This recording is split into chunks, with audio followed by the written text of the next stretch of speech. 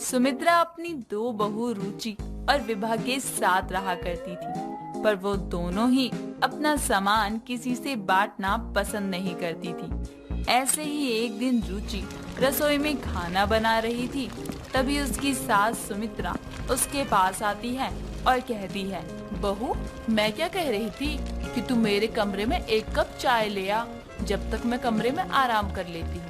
ठीक है माँ जी, आप जाइए, मैं आपके लिए अभी चाय लेकर आती हूँ। अपनी बहू की बात सुनकर सुमित्रा अपने कमरे में चली जाती है और खुद से कहती है, सुमित्रा, तेरी बहू जब तक चाय नहीं लेकर आती तब तक तू थोड़ा आराम कर ले। बहुत थक गई है तू वैसे भी। जब बहू आएगी तो वो अपने आप मुझे उठा देगी। सुमित्रा ये बोल ही रही होती है कि तभी अचानक उसकी आंखें बंद हो जाती हैं और वो खर्राटे लेकर सोने लगती है। कुछ देर बाद जब रुचि चाय बनाकर अपनी सास के कमरे में जाती है, जहां वो अपनी सास को खर्राटे लेते हुए देखती है और कहती है, देखो तो जरा कैसे खर्राटे लेकर सो रही है। वहीं अगर मैं ऐसे सो रही होती ना, तब देखो ये बुढ़िया कैसे ड्रामे करती। अपनी बहू की ऐसी बातें सुनकर सुमित्रा अपनी एक आंख खोल लेती है और करवट बदलते हुए अपनी बहू से कहती है, बहू, मैं सब कुछ सुन रही हूँ, तू क्या बोल रही है? मैंने तुझे आज तक ये नहीं कहा कि बहू तू खर्राटे क्यों ले रही है, क्यों सो रही है? ऐसे नहीं, ऐसे रह, ये नहीं वो कर। मैंने कभी तुझ पर अपना हुक्म नहीं चलाया, तो बस इसीलिए अब तू अपना मुंह बंद ही रख, समझी? हे भगवान, ये बुढ़िया तो सब कुछ सुन रही है, पता नहीं इसके कान इतने तेज कैसे हैं। बहू, मैंने ये भी सुन लिया है। ओह गॉड! माँ जी, अगर आपने ये बात सुन ही ली है तो ये भी सुन लीजिए कि मैं आपकी चाय यहाँ रख कर जा रही हूँ, अपनी चाय पी लेना। इतना कहकर रुचि वहाँ से जाने लगती है, पर जाते हुए रुचि अपनी सास को ताने मारते हुए कहती है, ना जाने मुझे कैसी सास मिल गई, पता नहीं इनका खूसट बुढ़ा इनके साथ कैसे सोता होगा। मैं तो कभी भी इनके साथ ना सोऊं। राम राम राम। बहू, मैंने ये भी सुन लिया, अब तो अपना ज्यादा मुंह मत चला और चुपचाप जाकर अपना काम कर ले। अगर तू अपना काम करेगी तो तेरे लिए ही ज्यादा अच्छा होगा, समझी? अपनी सास की बात सुनकर रुचि अपने पैरों को पटकते हुए वहाँ से चली जाती है और अपनी देवरानी विभा के पास जाकर उसको सारी बात बताती है। ये सब सुनने के बाद विभा अपनी जेठानी से कहती है, जेठानी जी, हमारी सास भले ही बुढ़िया हो गई है, लेकिन आप ये मत भूलो कि उनके कान अभी भी जवानी वाले ही हैं, इसलिए कुछ भी बोलने से पहले 10 बार सोच लिया करना। हाँ विभा, तुम बोल तो सही रही हो, पता नहीं भगवान ने हमें कैसी सास दी है। वो दोनों आपस में बात कर ही रहे थे, तभी वहाँ पर एक बार फिर सुमित्रा आ जाती है और अपनी दोनों बहुओं को जवाब देते हुए कहती है, हाँ बहू, तुम सही बोल रही हो, मैं भले ही बुढ़िया हो गई हूँ, पर आज भी मेरे कान जवानी वाले हैं। और सही ही कहा विभा ने, बोलने से पहले 10 बार सोच लिया करो, क्योंकि मैं बुढ़िया हुई हूँ, मेरे कान नहीं। ऐसे ही समय गुजरता है और समय के साथ सब कुछ ठीक चल रहा होता है। ऐसे ही एक दिन अचानक काफी तेज आंधी तूफान आ जाता है, जिसके कारण बारिश भी होने लगती है। बारिश में विभा का कमरा टपकने लगता है। ये देखकर विभा अपनी सास के पास जाती है और उससे कहती है, मम्मी जी, आज का मौसम देख रही हो आप, कितना खराब हो रहा है। हाँ बहू, मौसम तो बहुत ज्यादा खराब हो रहा है, पर क्या करें, इस बदलते मौसम को रोकना हमारे बस की बात नहीं है। हाँ माँ जी, मैं ये बहुत अच्छे से जानती हूँ, लेकिन मैं आपको ये बताना चाहती हूँ कि मेरे कमरे की छत टपक रही है। अगर आप मेरे कमरे पर रेनोवेशन करवा देती तो ज्यादा अच्छा होता। क्या तेरे कमरे की छत टपक रही है? हे भगवान, अब एक खर्चा और आ गया। पहले ये कम थी जो ये खर्चा बढ़ा रही है। जितने मेरे बेटे की कमाई नहीं है उतने तो इसके खर्चे हैं। माँ जी, मेरे कमरे की छत टूट गई है, अब आप ही बताइए कि मैं क्या करूँ।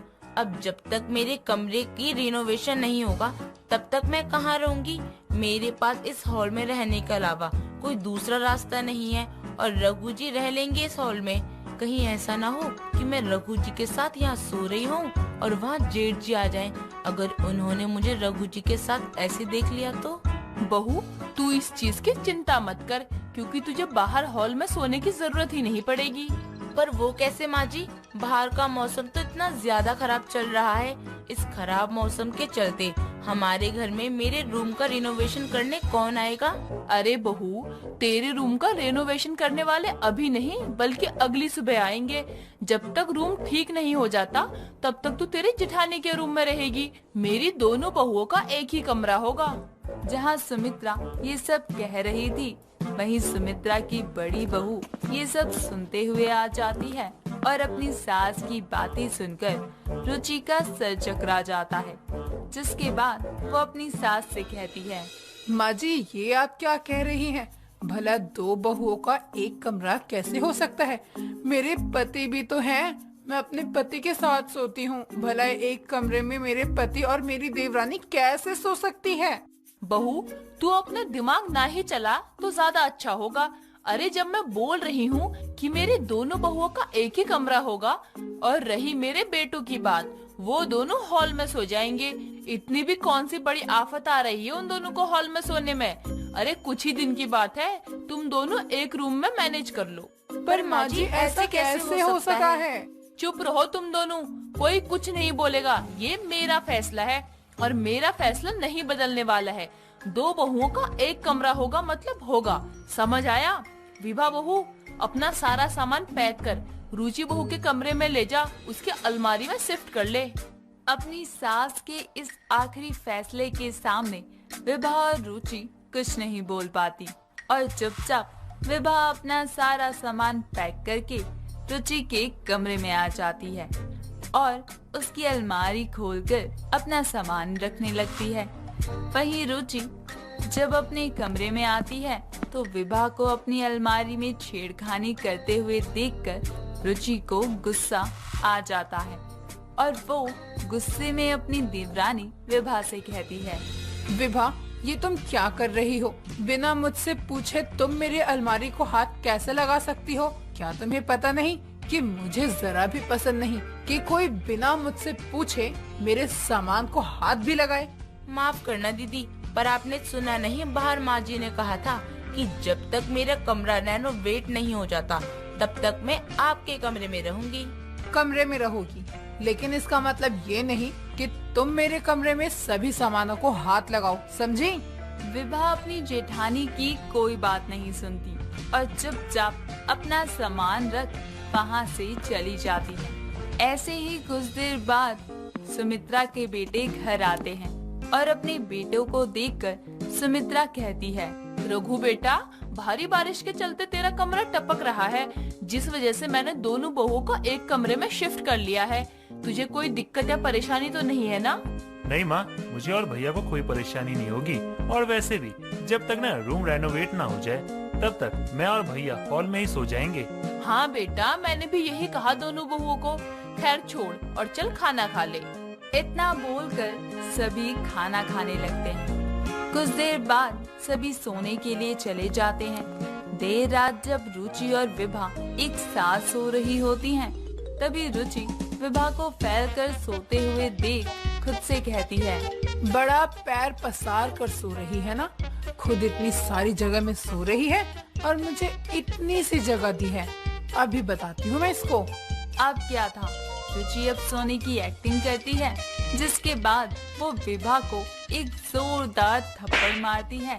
उस थप्पड़ से विभा की नींद खुल जाती है और वो उठकर खुद से कहती है, हे भगवान, ये दीदी कैसे सो रही हैं? क्या ये जेठ जी को भी ऐसे ही मारती होंगी? खैर जो भी है, अगर दीदी को मुझसे इतनी ही दिक्कत है तो मैं नीचे सो जाती हूँ। विभा अब बात को आगे नहीं बढ़ाती और नीचे बिस्तर बिछाकर सो जाती है।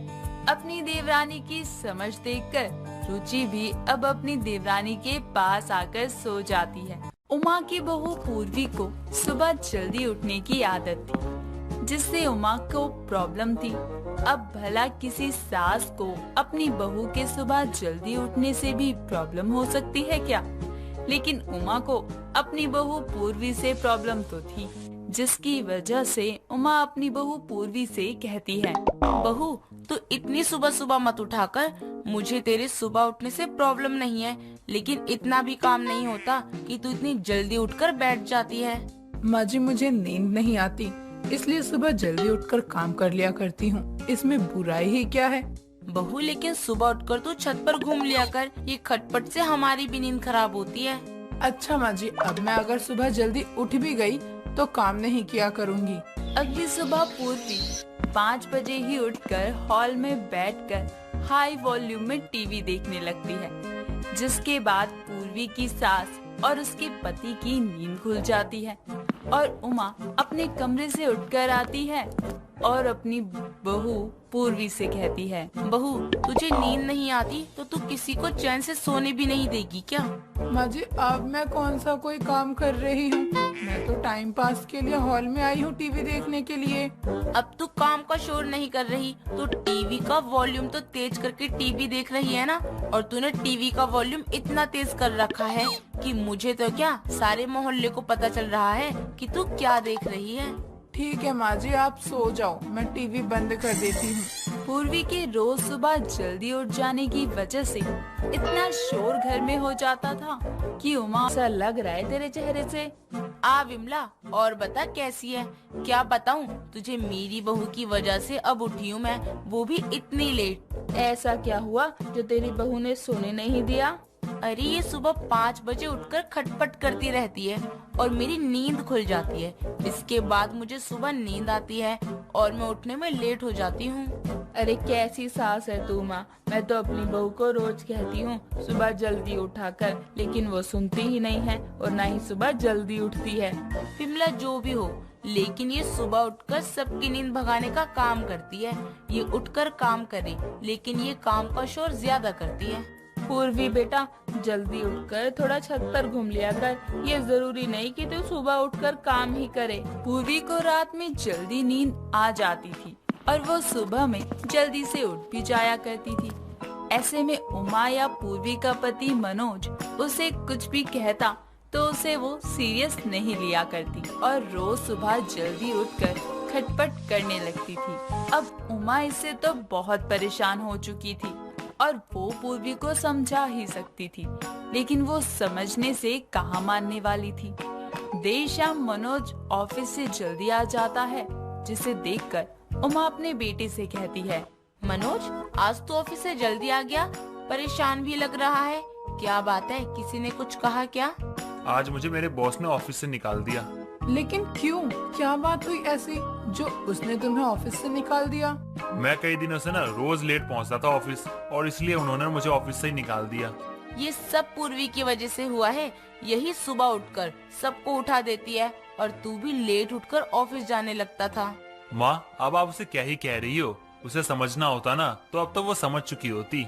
मैं तो कहती हूँ इसे 1 महीने मायके छोड़ा, इसकी अकल ठिकाने आ जाएगी। इस वक्त तो मुझे नींद आ रही है और मैं सोने जा रहा हूँ।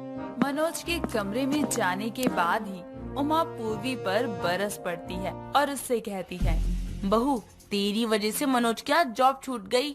माँ जी, मैं क्या करूँ, मुझे नींद ही नहीं आती। आज ही मैं तुझे अपनी नींद की गोलियां देती हूँ, जिससे खाकर तू आराम से सो जाएगी और सुबह भी जल्दी नहीं उठेगी। एक यही उपाय है। ये बोलकर उमा देर रात पूर्वी को नींद की गोलियां दे देती है, जिसके बाद पूर्वी उन गोलियों को रात में तो नहीं खाती, लेकिन जैसे ही सुबह के 5 बजे उसकी नींद खुलती तो वो उस वक्त नींद की गोलियां खाकर सो जाया करती। अब ऐसे में 9 बजे उमा उठती तो है तो देखती है कि अभी तक पूर्वी की नींद नहीं खुली है और मनोज भी अपनी नई जॉब के इंटरव्यू के लिए जा चुका है। ऐसे में उमा पूर्वी के कमरे में जाती है और उसे उठाते हुए कहती है, बहू उठ, मनोज बिना खाए पिए चला गया और अब तक तू सोई हुई है। माँ जी, मुझे सोने दो, मेरी आँख नहीं खुल रही। माँ जी, मुझे चक्कर आ रहे हैं। लगता है नींद की गोलियों का ज्यादा ही असर हो गया है इस पे। हे भगवान, कहीं मर ना जाए ये, और अगर ऐसा हुआ तो मुझ पर इसकी मौत का इल्जाम आ जाएगा। अब उमा की बहू तो उठती नहीं तो उमा को ही घर का सारा काम करना पड़ता है और वो काम करते हुए अपनी बहू को ताने देते हुए कहती है, ये महारानी कभी जल्दी उठ जाती है और कभी उठती ही नहीं है। मैं तो इस औरत से परेशान हो चुकी हूँ, क्या ही करूँ मैं इसका। घर का सारा काम करके उमा जैसे ही हॉल में टीवी चलाकर बैठती है, वैसे ही पूर्वी नींद में चलती हुई आती है और किचन से घूमते हुए हॉल में आकर नीचे सो जाती है। और ये सब देखकर उमा कहती है, बहू ये कहाँ सो रही है तू? चल उठ, सुबह के 12 बज रहे हैं। माँ जी मैं यहाँ कैसे आई? मुझे ना अब भी नींद आ रही है। मैंने नींद की गोलियाँ क्या खाई, उसके बाद से मुझे ऐसा हो रहा है।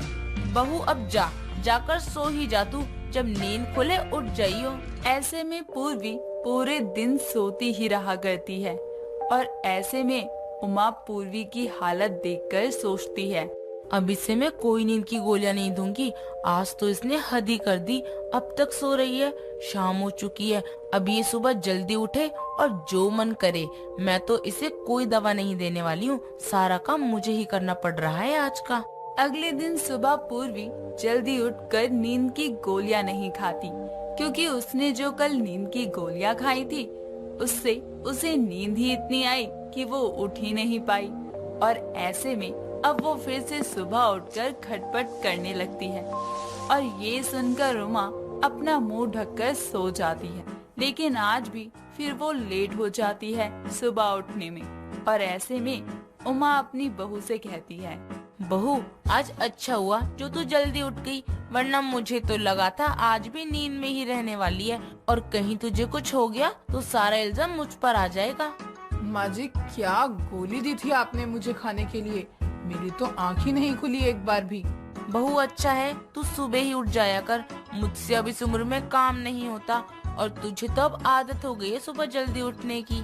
अब तो मुझे भी लगता है कि आपको आदत हो गई है मेरे सुबह के खटपट की। चलो अच्छा है माँ जी। अब किया भी क्या ही जा सकता था।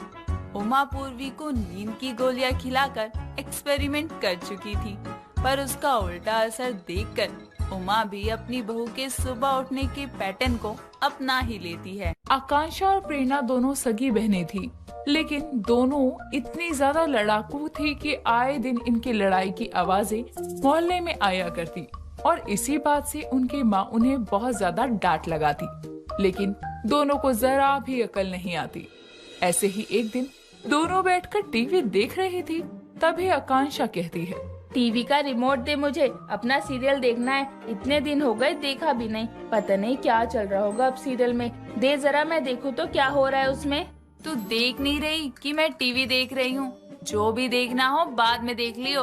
अरे जब इसी टाइम पर वो सीरियल आता है तो मैं बाद में कैसे देख लूंगी? मुझे नहीं पता, मुझे तो बस अभी देखना है। तू टीवी का रिमोट खुद दे रही है या मैं छीन लूं? मैं भी देखती हूँ कि कौन माई का लाल आज मुझसे ये रिमोट छीन के दिखाता है। प्रेरणा और आकांक्षा दोनों में काफी ज्यादा बहस होने लगती है। ये बहस शांत होने का नाम ही नहीं ले रही थी, बल्कि धीरे धीरे और भी बढ़ती जा रही थी। काफी देर तक ये बहस चलती है और आसपास के लोगों को भी अब इन दोनों की आवाजें आने लगती है। कुछ देर बाद दोनों की माँ शारदा घर आती है और दोनों को लड़ाई करता देखकर शारदा कहती है, अरे अब क्या हो गया? तुम दोनों अब किस बात पर इतनी ज्यादा लड़ाई कर रही हो? कौन सा पहाड़ टूट गया है तुम्हारे ऊपर जो तुम दोनों एक दूसरे का कत्ल तक करने को राजी हो गई हो? माँ प्रेरणा से बस रिमोट मांग रही थी, लेकिन वो मेरी बात को अनसुना कर रही है। अब बताओ टीवी क्या बस इसे ही देखना होता है? मुझे भी तो अपना सीरियल देखना होता है ना। तो अगर इसे टीवी देखना था तो बाद में देख लेना, उसी वक्त आना जरूरी है क्या जब मैं टीवी देख रही होती हूँ? ऊपर से मुझसे बहस कर रही है। अगर ये बहस करेगी तो मुझे भी जवाब देना बहुत अच्छे से आता है। देख लो, कोई बोल सकता है क्या कि मैं प्रेरणा से 2 साल बड़ी हूँ? अपनी बड़ी बहन की जरा भी इज्जत नहीं करती है। कोई देखेगा तो क्या सोचेगा हमारे बारे में? बड़ी बहन वाले काम भी तो नहीं है ना आपके। अरे लोग तो अपनी छोटी बहन को पलकों पर बिठा कर रखते हैं, लेकिन आप तो इतनी लड़ाकू हो कि हर वक्त खुद भी लड़ती रहती हो। और मुझे भी यही सिखाया है आपने। तुझे मैंने लड़ना सिखाया? अरे तेरी वजह से तो मैं लड़ाकू हो गई हूँ, वरना मेरे जैसी बहन तो किसी को ढूंढने से भी ना मिले। क्या माँ सही बोल रही हूँ ना मैं? अरे बस करो, एक तो दोनों खुद लड़ाई करते रहते हो और फिर उसमें अपनी माँ को भी घसीट लेते हो। आकांक्षा, तुझसे अच्छी बहन ना मिलती तो तू अपनी बहन को टीवी देखने देती।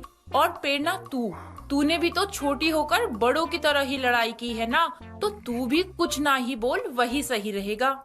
शारदा की बात सुनकर दोनों अपनी अपनी कमरे में चली जाती हैं। शारदा तो अपनी दोनों लड़ाकू बेटियों से तंग आ गई थी। आए दिन रोज घर में दोनों की वजह से कोई ना कोई कलेश होता रहता। कुछ दिनों बाद शारदा ने अपनी बड़ी बेटी आकांक्षा की एक बड़े से घर में शादी तय कर दी थी। घर में शादी का माहौल था। शादी से एक दिन पहले प्रेरणा अपने बॉयफ्रेंड अनुज से मिलने जाती है और अनुज प्रेरणा से कहता है, मेरी माँ मेरी शादी करवा रही है, वो भी कल, वो भी जबरदस्ती, और मैं उनके आगे कुछ भी नहीं बोल पा रहा हूँ। तुम ऐसे कैसे कर सकते हो? हम दोनों एक दूसरे से कितना प्यार करते हैं, लेकिन फिर भी तुम। मैं अब क्या करूँ? माँ सुनने को तैयार ही नहीं है और मैं माँ के खिलाफ नहीं जा सकता हूँ। देखो, मैं ये बोल रही हूँ कि आज हम लोग शादी कर लेते हैं। कल मैं अपनी बहन की शादी के बाद सीधा तुम्हारे घर आ जाऊंगी और बोल दूंगी कि तुम पहले से ही शादीशुदा हो, तो वो लड़की खुद ही मना कर देगी। तुम्हारी बहन की भी तो कल ही शादी है और तुमने बताया नहीं कि तुम्हारी बहन का पति कैसा है। मेरी बहन जितनी लड़ाकू है ना, इसलिए मैं बस घर के काम ही कर रही हूँ, ना कि अपनी बहन की शादी एंजॉय। मैं तो चाहती हूँ जल्दी से उसकी शादी हो जाए। मैंने तो उसके पति को देखा भी नहीं है और ना ही देखना है। प्रेरणा और अनुज उसी दिन शादी कर लेते हैं। अगले दिन जब आकांक्षा की शादी हो रही थी तो प्रेरणा इस बात से बिल्कुल अनजान थी कि सहरे के पीछे उसका पति अनुज ही है और अनुज अपनी माँ की वजह से कुछ नहीं बोलता। कुछ देर बाद आकांक्षा की शादी हो जाती है। अनुज आकांक्षा को विदा करके घर लाता है। आकांक्षा का गृह प्रवेश हो ही रहा था कि तभी प्रेरणा वहाँ आती है और कहती है, अनुज, तुमसे थोड़ी देर रुका भी नहीं गया। मैं तो आ ही रही थी, मेरे आने से पहले ही तुमने शादी कर ली। प्रेरणा, तुम यहाँ क्या कर रही हो? मुझसे लड़े बिना चैन नहीं मिलता क्या, जो यहाँ भी आ गई? आप जिसको अपना पति बता रही हो ना, वो मेरा पति है। कल ही मैंने और अनुज ने शादी की थी, लेकिन मुझे बस इतना पता नहीं था कि मेरी बहन की शादी भी उसी लड़के से होने वाली है। मुझे माफ कर दो, सब मेरे कारण हो रहा है। अगर मैंने माँ को मना कर दिया होता ना, तो आज तुम दोनों बहनों का एक पति नहीं होता। ये सब मेरी गलती है। अगर आकांक्षा अभी तुम शादी तोड़ सकती हो तो तोड़ दो, मैं कुछ नहीं कहूँगा। तोड़ सकती है क्या होता है? अरे आकांक्षा शादी तोड़ ही देगी। नहीं, मैं इतने धूमधाम के साथ शादी करके आई हूँ और तुम दोनों ये बोल रहे हो कि मैं वापस चली जाऊँ? मुझे दो लड़ाकू बहनों का एक पति बर्दाश्त है, लेकिन वापस नहीं जाऊंगी मैं। ठीक है, तुम वापस नहीं जाओगी, लेकिन इसका मतलब ये नहीं कि मैं भी पीछे हट जाऊं। मैं भी यहीं रहूंगी। दोनों को एक दूसरे की शक्ल बर्दाश्त तक नहीं थी, लेकिन दोनों ने शादी को स्वीकार कर लिया था और दोनों एक साथ वहाँ रहने के लिए मान गए थे। अगले दिन दोनों बहनों की पहली रसोई की रस्म होती है। दोनों नहा धोकर तैयार होकर रसोई में जाती हैं और खाने की तैयारी करने लगती है। दोनों मीठा बना रही थी कि तभी आकांक्षा कहती है, देख प्रेरणा, मैं हलवा बना रही हूँ, तो तू कुछ और सोच ले कि तुझे क्या बनाना है। और कुछ मैंने भी हलवे की ही तैयारी की है और मुझे तो कुछ दूसरा बनाना भी नहीं आता, इसलिए मैं हलवा ही बनाऊंगी। तू तो खुद बड़ी बनती है ना, तो कुछ और बना ले। मुझे क्यों मना कर रही है? देख, हमारा ससुराल में पहला दिन है, आज लड़ाई मत कर। यहाँ हमें अपनी छवि अच्छी बनानी है, इसलिए आज जो मैं बोल रही हूँ वो ही तो चुपचाप मान ले और कर ले। मेरी अनुज से पहले शादी हुई है, तो उनकी पहली पत्नी भी मैं हुई ना, इसलिए जो मैं बोलूंगी वही होगा। दोनों में इतनी सी बात को लेकर बहस हो जाती है और बहस काफी ज्यादा बढ़ जाती है। ये सुनकर वहाँ दोनों की सास भारती और अनुज आते हैं। रसोई का सारा सामान यहाँ वहाँ बिखरा पड़ा था। ये देखकर भारती गुस्से में बोलती है, ये सब क्या हो रहा है? तुम दोनों ने रसोई का ये हाल बनाया हुआ है। ये सब देखकर कोई क्या बोलेगा कि तुम दोनों आज पहली बार रसोई में हो? अरे अब तुम दोनों बहनें शांत क्यों खड़ी हो? कोई कुछ बोलेगा भी कि हुआ क्या है आखिर? तुम दोनों ने ये तहलका क्यों मचाया हुआ है? माँ जी, पहली रसोई है तो मैंने सबके लिए हलवा बनाने की सोची। लेकिन आकांक्षा मुझे मना करने लगी। अब आप ही बताओ, मेरा जो मन करेगा क्या वो मैं सबके लिए बनाऊं भी ना? हाँ तो मैंने सही ही बोला ना, मेरी भी तो पहली रसोई है आज और मैं भी हलवा ही बना रही हूँ। तो मैंने बोला कि दोनों एक ही चीज बना रहे हैं, इसलिए तो कुछ और बना ले। मैं क्यों अलग बनाऊं? दिक्कत तुम्हें हुई है ना, तो तुम देखो, तुम खुद कुछ अलग बना लो ना। लड़ाई करने की तो आदत हो गई है तुम्हारी, यहाँ भी लड़ाई ही कर रही हो। अच्छा, मैं लड़ाई कर रही हूँ? अरे बचपन से तो तुम मुझसे लड़ाई करती आ रही हो और अब ये बोल रही हो कि मैं लड़ाई करती हूँ। कम से कम ससुराल में तो झूठ मत बोल। तुम्हारी इस बिना सर पैर वाली बातों की वजह से मेरा इतना खून खोलता है और मैं लड़ाई करती हूँ। कभी खुद की बातें सुनी है तुमने? अरे खुद का मुंह जब भी खुलता है तो बकवास ही निकलती है। माँ जी चुप करवा लो इसे। अनुज चुप करवा लो तुम आकांक्षा को, वरना अच्छा नहीं होगा। दो लड़ाकू बहनों का पति बनने का ज्यादा ही शौक था ना तुझे? ले, अब सुलझाता रहे जिंदगी भर इन दोनों की लड़ाई। माँ लेकिन मेरी क्या गलती है इसमें? मैंने तो कुछ किया भी नहीं है। कुछ किया नहीं है तो अब करना और अपनी लड़ाकू बीवियों को शांत करवा। अनुज दोनों लड़ाकू बहनों के बीच इसी तरह रोज फंसता रहता है और निकलने का अब कोई रास्ता भी नहीं था। सोमपुर गांव में सब कुछ शांति से चल रहा था। हरे भरे इस गांव में रहने वाले लोग अपने दैनिक कार्यों में लगे हुए थे, लेकिन उसी गांव के एक छोटे से घर में रहने वाला गरीब किसान भानु अपने 10 साल के बेटे पंकज की एक जिद को नकारते हुए उससे बोल रहा था। बेटा पंकज, पता है ना तेरे बाबा के पास इतने पैसे नहीं है कि तुझे बड़ी पिचकारी लाकर दे सके। तुझे पिछले साल जो पिचकारी दिलाई थी उससे इस बार काम चला ले। बाबा, पिछले साल वाली पिचकारी में पानी नहीं ठहरता है और गांव के सभी बच्चों के पास ना बड़ी बड़ी पिचकारी है। मैं क्यों पुरानी पिचकारी इस्तेमाल करूं? पंकज की जिद देखकर उसकी माँ सुनीता वहाँ आती है और अपनी बेटी को समझाते हुए बोलती है। पंकज बेटा, ऐसे जिद नहीं करते। तुम जानते हो ना बाबा के पास अभी काम नहीं है, फिर भी तुम उनसे पिचकारी की जिद कर रहे हो। बेटा, होली का त्योहार रंगों का त्योहार है, ना कि पानी का। बस माँ, आप रहने दो। आप ना मुझे इसी तरह से कोई ना कोई बहाना देकर टाल देती हो। पंकज इतना बोलकर घर से बाहर चला जाता है। ये देखकर सुनीता अपने पति से कहती है, देखिए आप उसकी बात का बुरा मत मानिए। हम गरीब के त्योहार उसकी उम्मीद जैसे नहीं बन सकते। अच्छा, आप खाना खा लीजिए, मैंने बना दिया है और मैं जा रही हूँ हवेली में काम करने के लिए। ठीक है भाग्यवान। सुनीता अपने गांव के एक जमींदार की हवेली में साफ सफाई और खाने का काम करती थी और आज जब वो हवेली जाती है तो वहाँ बहुत सारा सामान बाहर निकला होता है, जैसे बच्चों की पिचकारियाँ। ये देखकर सुनीता अपनी मालकिन मीना से कहती है, मालकिन ये सब क्या है? होली की तैयारियां हो रही हैं। हाँ सुनीता, ये पिछले साल की पिचकारियाँ हैं। बच्चे अब इससे नहीं खेलेंगे, इसलिए इन्हें फेंकने के लिए निकलवाया है। अभी वो अपने पापा के साथ बाहर गए हैं नई पिचकारी और कपड़े लेने।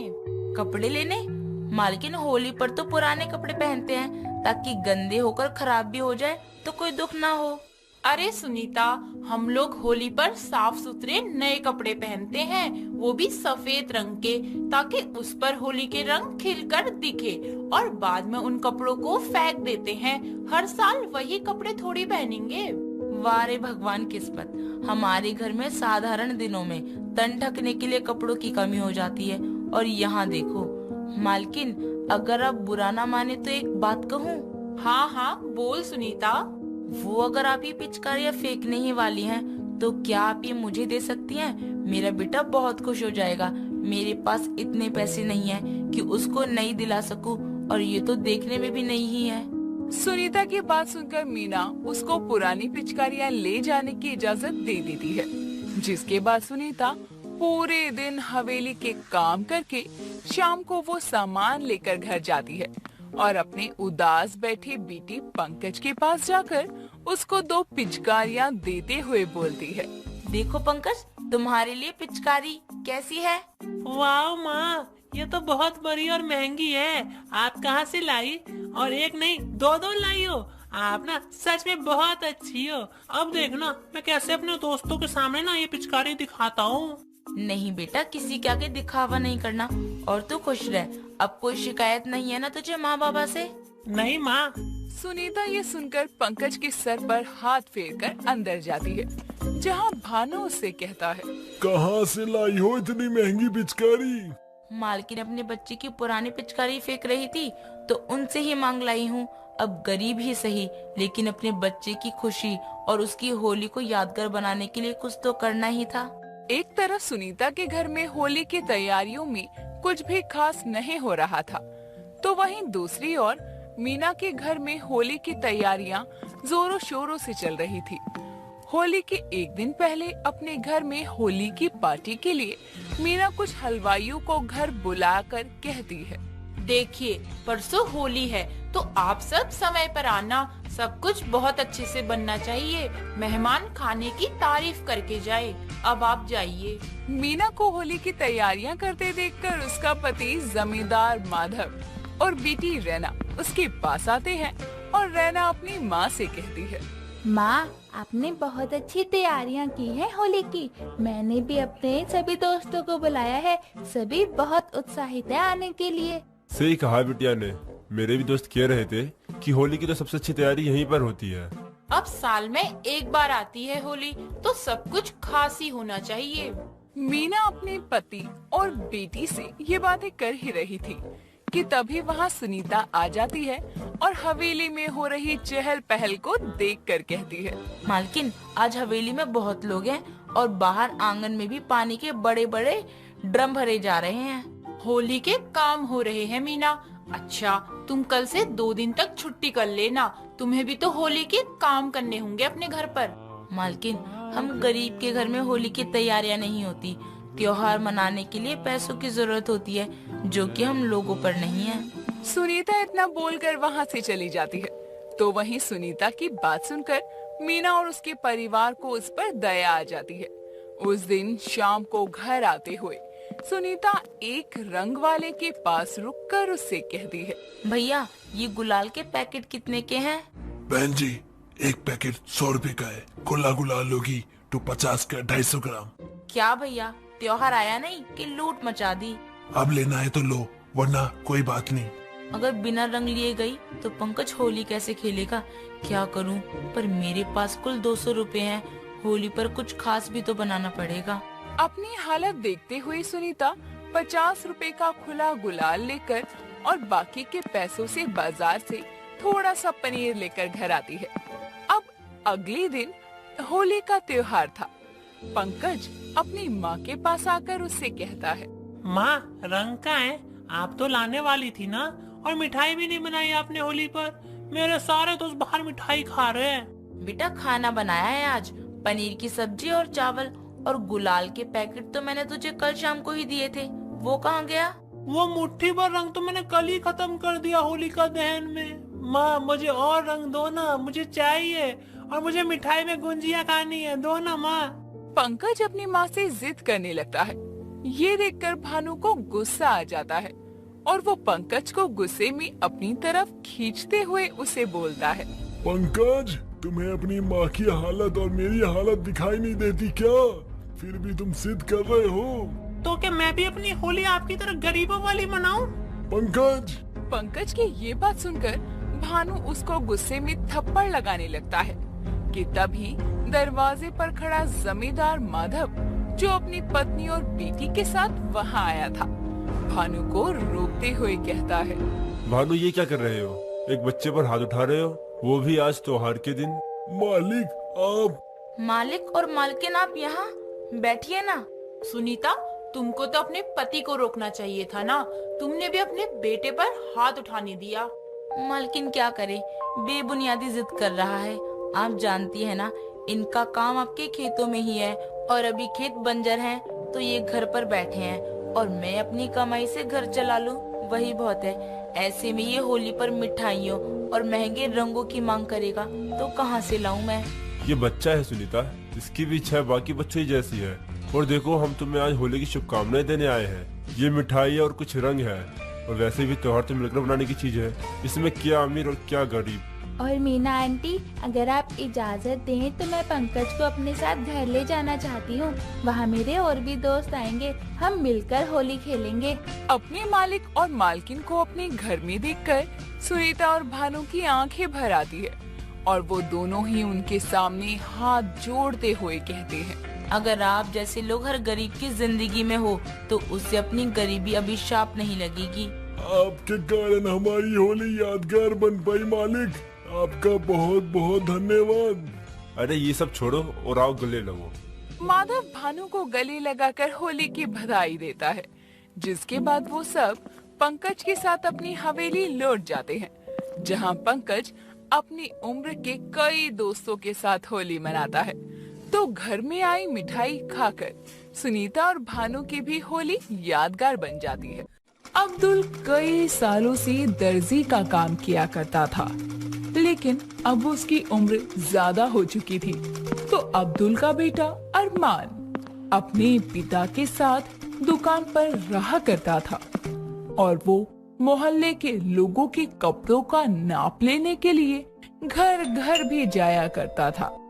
एक रोज रहमान, जो अब्दुल का पुराना कस्टमर था, वो अब्दुल की दुकान पर आता है और अब्दुल से कहता है, अब्दुल भाई क्या हाल चाल, सब बढ़िया?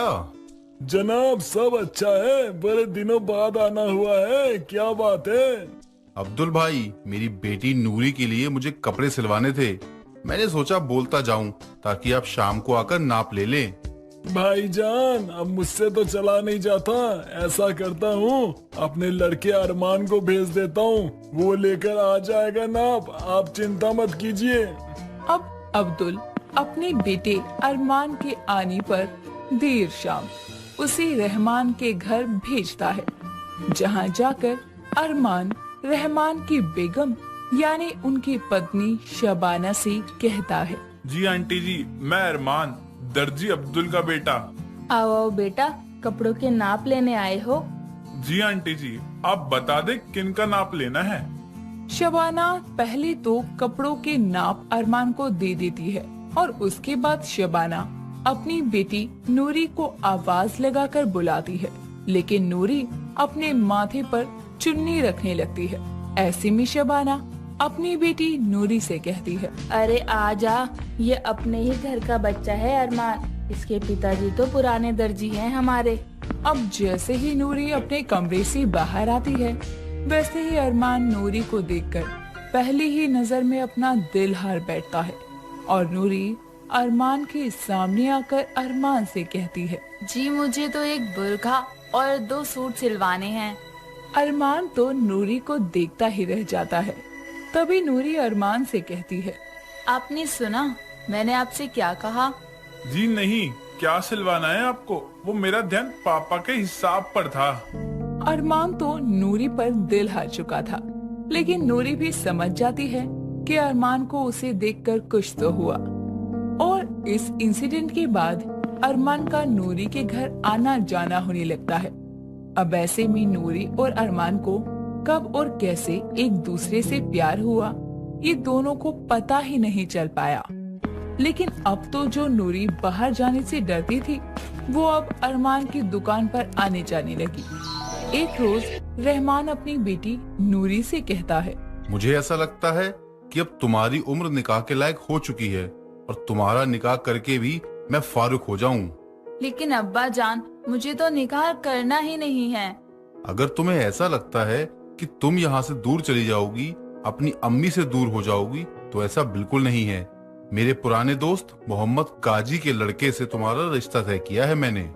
फिर भी मैं ये निकाह नहीं कर सकती क्योंकि मैं किसी और से प्यार करती हूँ। इतना सुनने के बाद रहमान को गुस्सा आ जाता है और जैसे ही रहमान नूरी पर हाथ उठाता है, वैसे ही उसे शबाना रोक लेती है। तभी रहमान अपनी पत्नी से कहता है, समझाओ इस गुस्ताख लड़की को, कैसी बातें कर रही है ये? कैसी बातें कर रही है नूरी तू, वो भी अपने अब्बा जान के सामने? मैं सिर्फ और सिर्फ शादी करूंगी तो अरमान से, वरना मुझे मरना ही गवारा होगा। अम्मी जान, आप भी ये सुन लें। उस दर्जी के बेटे से, जिसके पास एक वक्त के खाने के लिए पैसे भी नहीं है, वो तुझे क्या खुश रख पाएगा? अब्बा जान, मैंने अरमान से प्यार उसकी हैसियत देखकर नहीं, वो मुझे अच्छा लगा, बस अब और कुछ नहीं कहना मुझे। अब रहमान को जैसे ही ये पता चलता है कि उसकी बेटी नूरी उस दर्जी के बेटे के प्यार में पागल है जो शुरू से ही उसके कपड़े सिलने आया करता था, तो ऐसे में रहमान अब्दुल को उसके बेटे के इस गलती के बारे में बताता है और दर्जी अब्दुल भी उससे माफी मांगता है और रहमान से कहता है, जी मैं उसे समझाता हूँ, आप माफ करिएगा जनाब, वो अभी बच्चा है, मैं उसे समझा दूंगा। अब्दुल अपने बेटे को तो समझा देता है, लेकिन नूरी अब इधर खाना पीना छोड़कर अरमान से निकाह करने की जिद करती है और हार कर रहमान को अरमान के घर अपनी बेटी नूरी का रिश्ता लेकर जाना पड़ता है और अब्दुल भी इस रिश्ते को स्वीकार लेता है और अब नूरी और अरमान का निकाह तो हो जाता है, लेकिन निकाह के 5 दिन बाद ही अब्दुल अपनी बहू नूरी से कहता है, तुम्हारे पिता ने तुम्हें मेरे घर की बहू बनाकर बहुत बड़ा उपकार किया है, तुम जब चाहो अपने घर आ जा सकती हो। ये सुनकर नूरी की आंखें भर आती है और नूरी अपने कमरे में चली जाती है। ये देखकर अरमान अपने कमरे में जाता है और नूरी से कहता है, हाँ मैं मानता हूँ कि तुम्हारे अब्बा की तरह मेरे अब्बा इतने पैसे वाले नहीं है, लेकिन मैं तुम्हें कभी रोने नहीं दूंगा, ना ही कोई दिक्कत होने दूंगा। नहीं, वो बात नहीं है, ये तो मेरा ही फैसला था कि मुझे तुमसे निकाह करना है, सब कुछ जानते हुए भी। बोलो नूरी, क्या बात है, तुम रो क्यों रही हो? मेरे अब्बा ने तुमसे निकाह करवाने पर ये कहा था कि अब तुम्हारा इस घर से कोई वास्ता नहीं और ना ही कभी इस घर में लौट कर आना। मैं तुम्हारी किसी तरह से कोई मदद नहीं करना चाहता। कोई बात नहीं, वो गुस्से में उन्होंने बोल दिया होगा, लेकिन वो तुमसे बहुत प्यार करते हैं नूरी। ये बात अब्दुल सुन लेता है और अपने मन में सोचता है, कल ही इसे समझाया था कि इसके बाप से पैसे मांगने के लिए इस पे दबाव डाले, इसे मारे पीटे, लेकिन मेरा नालायक बेटा किसी काम का नहीं है। इतना सुनने के बाद अब्दुल अपनी दुकान पर चला जाता है और जैसे ही कुछ समय बाद अरमान दुकान पर आता है तो अरमान को देखकर उसका दर्जी बाप उससे कहता है, अरे आओ आओ शहजादे मियाँ, चाय कॉफी क्या मंगवाऊँ आपके लिए? अब क्या हुआ अब्बा जान, आप जैसा सोच रहे हैं वैसा बिल्कुल नहीं हो सकता है। तो मेरे घर से निकल जा, मैंने उसकी शादी तेरे से इसलिए करवाई थी ताकि वो अपने बाप के घर से पैसे लेकर आए, लेकिन उसके बाप ने तो उसे ही थमा दिया हमें और एक फूटी कौड़ी भी नहीं दी। अब अरमान को अपने पिता की ये बात चुभने लगी थी क्योंकि अब्दुल के मन में लालच था। अब ऐसे में हार कर अरमान अपनी बेगम के साथ घर छोड़कर चला जाता है और पास के एक घर में दोनों किराए पर रहने लगते हैं। लेकिन जब ये बात नूरी के पिता यानी रहमान को पता चलती है तो एक रोज रहमान अपनी बेटी नूरी से मिलने आता है और जब अरमान अपनी दुकान पर होता है तो रहमान को देखकर नूरी रोने लगती है और रहमान भी अपनी बेटी के गले लगकर कहता है, मुझे पता है तेरे फैसले ने तुझे बर्बाद कर दिया है, लेकिन मैं अपनी फूल सी बेटी पर ये सब बीतते हुए नहीं देख सकता हूँ। अब्बा जान, मुझे माफ कर दीजिए, लेकिन मैं जैसी भी हूँ खुश हूँ। मुझे पता है, ये ले कुछ पैसे रख और अरमान को कल इस एड्रेस पर भेज दियो, उसकी जॉब पक्की करवा दी है मैंने, बस उसे कुछ बताना नहीं। बेटा मुझे क्या पता था ये दर्जी जो मेरा पुराना दोस्त रहा है वो ऐसा भी करेगा। अब रहमान के जाने के बाद अगले ही दिन नूरी अरमान को जॉब पर भेजती है और अरमान की जॉब पक्की हो जाती है, लेकिन नूरी उसे अपनी सहेली के बिहाफ पर जॉब लगने के बारे में अरमान को बताती है। अरमान की जिस जगह नौकरी लगती है वहाँ की सैलरी पैकेज भी काफी अच्छी थी और देर शाम अरमान अपनी पत्नी नूरी से आकर कहता है, मेरी जॉब पक्की हो गई है, अब बस कुछ ही दिनों में हम एक अच्छे से घर में रहेंगे, तुम्हें और कोई काम करने की जरूरत नहीं है। मैं भी आज बहुत खुश हूँ, तुम्हारी जॉब जो लग गई। अरमान को क्या पता था कि नूरी के पिताजी की बदौलत उसे जॉब मिली है, लेकिन इस नौकरी के बाद अरमान और नूरी की आर्थिक स्थिति सुधर जाती है और वो खुशी खुशी रहने लगते हैं। हालांकि अब